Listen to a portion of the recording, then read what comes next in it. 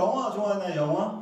영화 장르 중에 여러 가지 많은 장르가 있어요. 넷플릭스에서 혹은 뭐 TV나 웨이브나 여러 가지 OTT로 영화를 보기도 하고 극장 가서 영화관 가서 영화를 보기도 하는데 여러 가지 장르를 불문하고 이 장르에 상관없이 영화들이 막 수없이 막 쏟아져 나오는데 어떤 영화는 흥행하고 어떤 것은 그렇지 못해요. 흥행하는 영화의 요소들이 있는데 어떤 요소가 있을까요? 이 영화 흥행에 배우 작가 전혀 상상치도 못했네. 작가 어떤 작가가 썼느냐?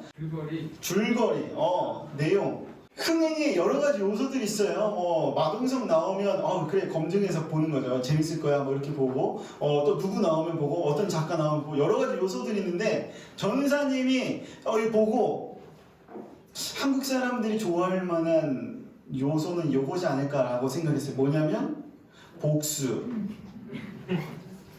내가 당한 만큼 이 자식 한번 당해봐. 똑같이 복수하는 컨셉의 영화들, 굉장히 액션씬도 많고 막 사람을 막 찌르고 총 쏴고 막 매달아 놓고 막 때리고 요런 내가 막 당하다가 주인공이 막 당하다가 복수하는 거 있죠. 영화를 여러 가지 찾아보다가 전사님이 오늘 설교에 아주 딱 맞는 기가 막힌 영화를 하나를 찾았어요. 안 나올 거예요. 준비를 안 했으니까요. 옛날 영화인데 혹시 여러분들 이 영화 아시나요?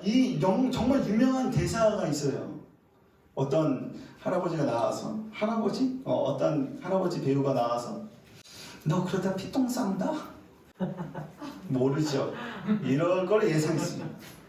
피똥 싸게 만드는 영화인데 그 영화의 제목은 싸움의 기술이라는 제목이었어요. 어떤 내용이냐면 이런 거예요. 학교에서 왕따를 당하고 일진한테 괴롭힘을 당하는 한 주인공이 등장해요.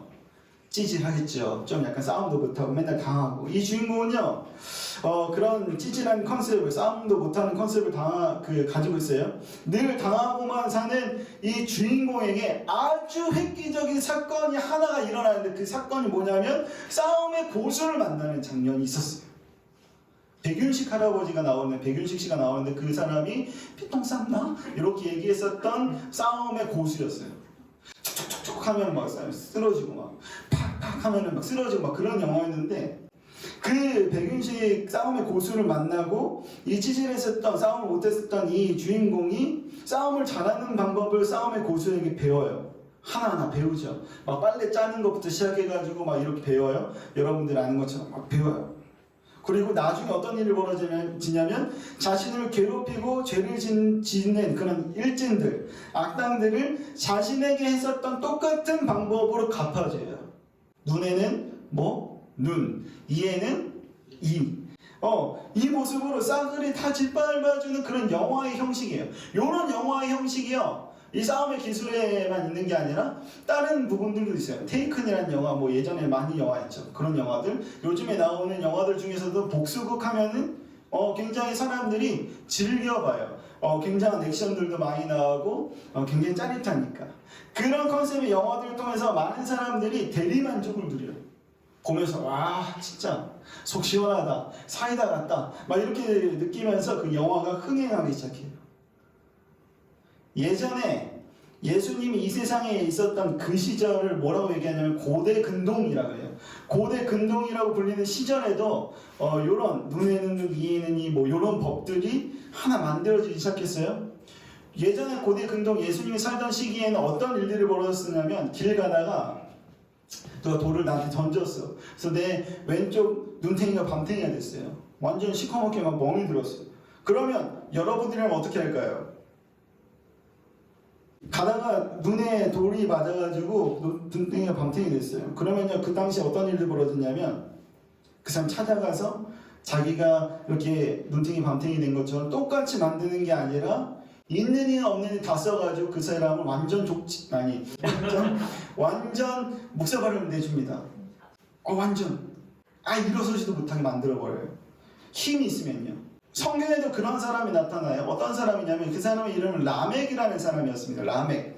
이 사람은요, 아내가 2명 있었어요. 굉장히 능력자죠. 그리고 자식을 3명을 낳았었는데 자식 농사 굉장히 잘 지었나봐. 첫째 그 아들은 큰 가축 농장을 운영했어요. 엄청난 부를 쌓았죠. 그리고 두 번째는 음악가로서 굉장히 큰 자질을 가지고 있었어요. 음악은 얘는 엄청 잘한다. 요즘 말하는 막 힙합도 만들고 뭐 여러 장르를 뛰어넘고 막 이런 사람이었어요. 뭐 악기도 뭐 잘 다루고. 그리고 세 번째 아들은 철강 사업을 해서 엄청난 부와 힘을 얻는 아들이었어요. 이 세 아들을 잘 길렀었던 이 라멕이라는 사람은요, 자신에게 해를 가한 사람에게 이렇게 한다고 선포해요. 어떻게 얘기하냐면, 야, 길 가다가 나에게 상처를 준 사람 있지? 야, 그 사람이 소년이어도 난 걔를 죽여버렸어. 그리고 야, 가인 건드리면 그 건드린 사람 7배 하나님이 저주한다 그랬지? 벌을 준다 그랬지?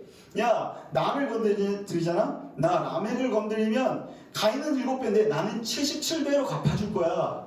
여기 덤비지 마. 뭐 이런 사람이었어요. 돈 많고 힘 있는 사람의 횡포처럼 느껴지는 대목. 이런 사회가 고대 근동의 사회였어요. 마치 오늘날 우리가 사는 세상의 모습과도 좀 흡사해요. 자신을 건드린 사람, 피해를 준 사람에게 더 크게 복수하는 것. 그것이 옳다고 여기는 세상의 힘의 논리. 힘이 세면 더 세면 그렇게 할 수 있는 세상이어서 우리는 그 힘을 기르려고 부단히 지금도 눈에 불을 켜고 공부하고 눈에 불을 켜고 여러분들이 학교를 다니고 학원을 다니고 힘을 기르려고, 안 당하려고, 눈탱이 밤탱이 안 맞으려고, 여러분들 다른 사람한테 무시 안 당하려고 지금 여러분 그렇게 공부하고 있지 않을까. 그래서 세상도 역시 마찬가지로 바라보면 그렇게 힘 없는 사람은 늘 당하고 힘 있는 사람은 늘 괴롭히고 횡포를 가비고 막 이런 사람들을 보면서 자연스럽게 몸으로 체득하는 거예요. 좋은 학교를 가야 되고 좋은 회사에 들어가야 돈이 많으면 그렇게 안 될 수 있어. 저렇게 안 당할 수 있어. 이렇게 생각하는 거죠. 고대 근동은 법이 없었습니다. 그냥 맞으면 뭉쳐 때리면 됐어요. 정해진 룰이 없다 보니까 돈이 없고 빽이 없고 힘이 없는 피해자들이 계속해서 생기다 보니까 함무라비라는 사람이 법을 만듭니다. 이 법이 여러분들이 잘 아는 이거예요. 눈에는 눈, 이에는 이. 딱 거기까지만 해야 돼 라고 얘기하는 거예요. 라멕 같은 사람이 많았어요. 맞았다고 이 사람 죽여버렸어. 나 한 대 뺨 맞았다고 이 사람을 많이 죽였어? 야, 그러지 말자. 우리 룰을 정할 건데 야, 네가 뺨을 이쪽 한 대 맞았잖아? 그럼 때는 너도 여기 한 대만 맞으면 되네. 거기까지만 하자. 이게 함무라비고. 눈에는 눈, 이에는 이. 너무나도 정의롭고 획기적인 방법이었어요. 그 당시에. 지금까지도 이게 세상의 논리로 봤을 때 너무 정의로운 방법이에요. 합당한 방법, 당연한 논리. 이런 시기에 누가 등장하냐면 예수님이 짠 하고 등장합니다. 전혀 새로운 하나님의 법을 이야기해 주는데 그 이야기의 시작이 오늘 본문의 이야기 시작이에요. 요셉과 형들이요, 여러분들 계속 들어서 알다시피 관계가 굉장히 복잡해요. 얽히고 설켰어요. 라헬을 사랑하는 아버지 야곱은 라헬의 아들인 요셉을 아꼈어요. 그래서 형들이 요셉을 질투했고 결국 요셉을 이집트의 노예로 팔아버리고 아버지 야곱에게는 요셉 들짐승한테 잡혀 죽었습니다 라고 뻥을 쳐요. 뻥을 치죠. 그렇게 당했었던 요셉이요, 지금 오늘 본문에 이집트 한 나라의 총리가 돼서 오늘 형들과 마주하게 되는 상황.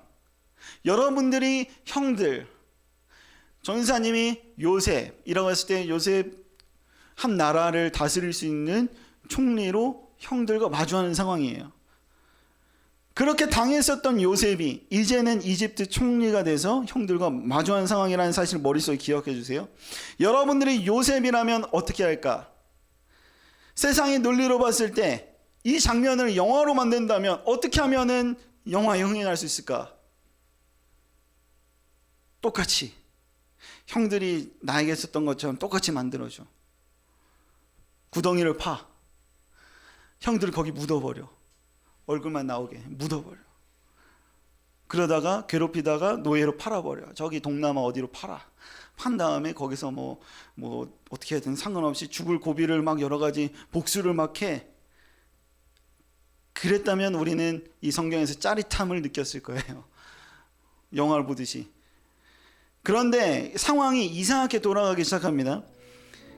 요셉은요, 형들을 그렇게 하지 않고 형들과 함께 뭐 하냐면 식사를 해요. 당시에 엄청난 흉년으로 형들이 이집트까지 갔는데 간 이유가 이거예요. 흉년 때문에 먹을 거리가 없어가지고 이집트에 먹을 거리를 얻으려고 한 거예요. 구걸하러. 먹을 거를 얻고자 하는 그런 상황이었는데, 그만큼 음식이 소중한 때였는데, 그런데 요셉은 그런 때 형들을 위해서 음식을 준비해서 식사를 대접하는 거예요.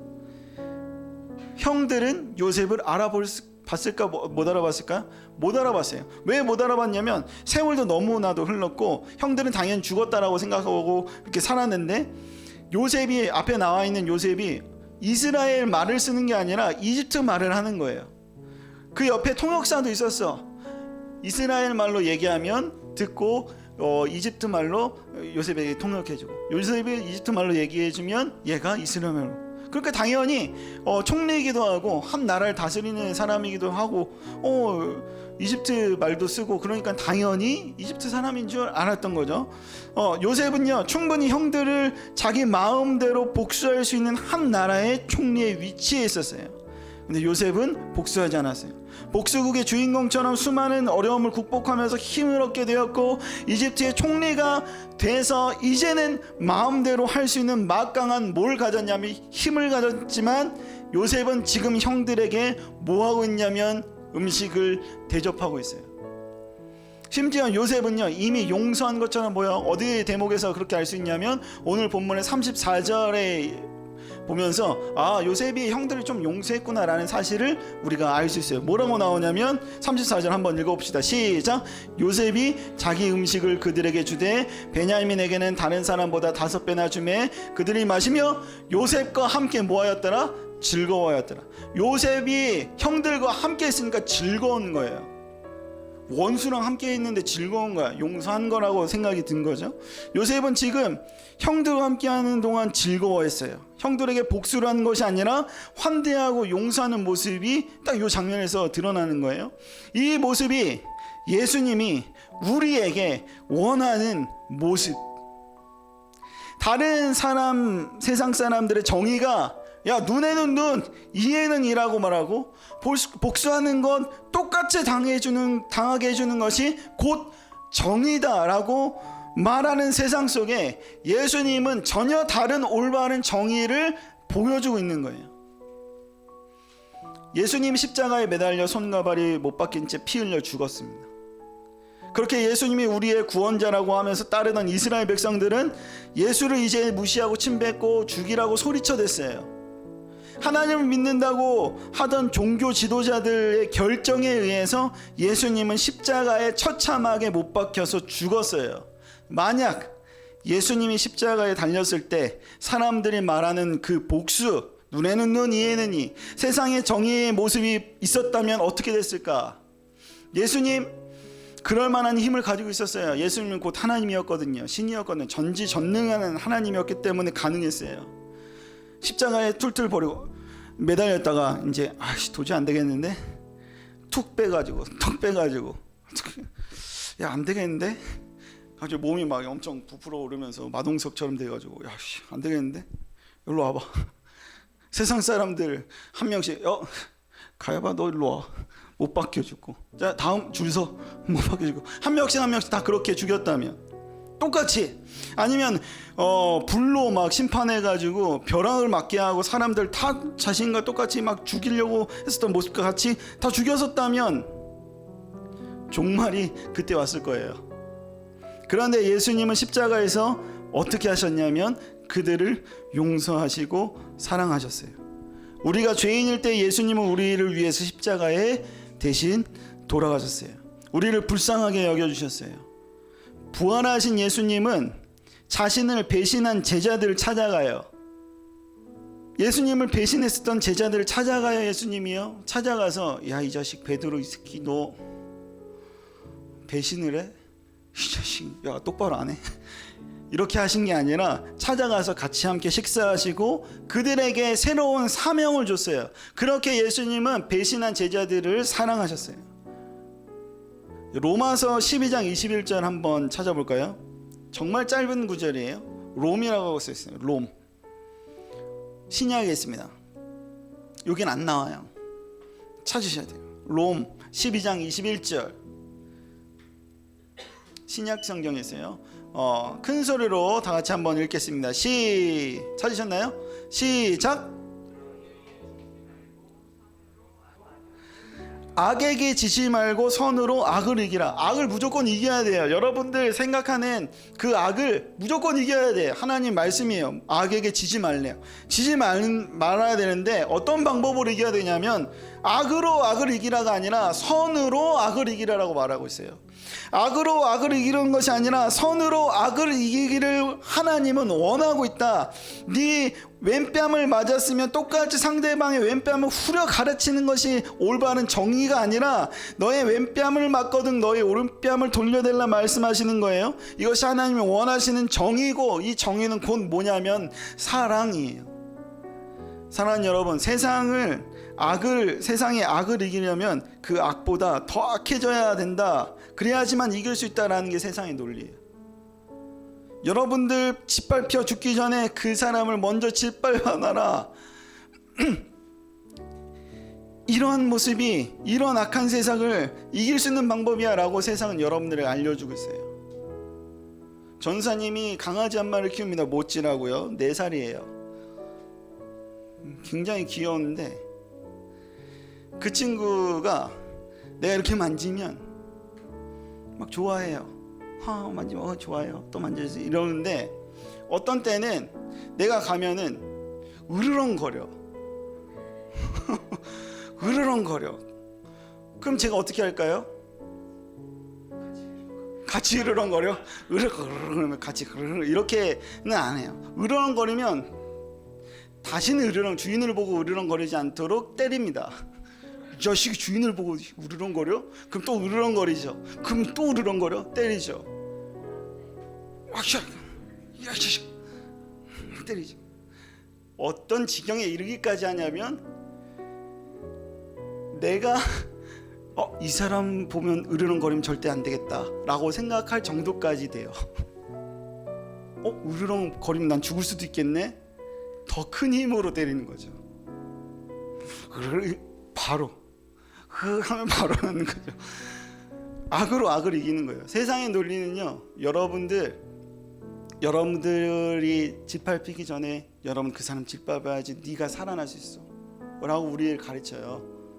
제가 그렇게 배웠거든요. 그래서 모찌를 보면 이제 이 자식 이렇게 되는 거죠. 여러분은 그렇게 살아가지 않기를 굉장히 소망하는데 악으로 악을 이길 수 없어요. 성경처럼 예수님의 십자가의 사랑처럼 여러분들의 선함으로 악을 이길 수 있는데 인간은 기본적으로 선하지 않아요. 왼뺨을 맞았는데 오른뺨 돌려서 대는 사람을 가지고 우린 뭐라 그러냐면 또라이라 그러죠. 말도 안 돼.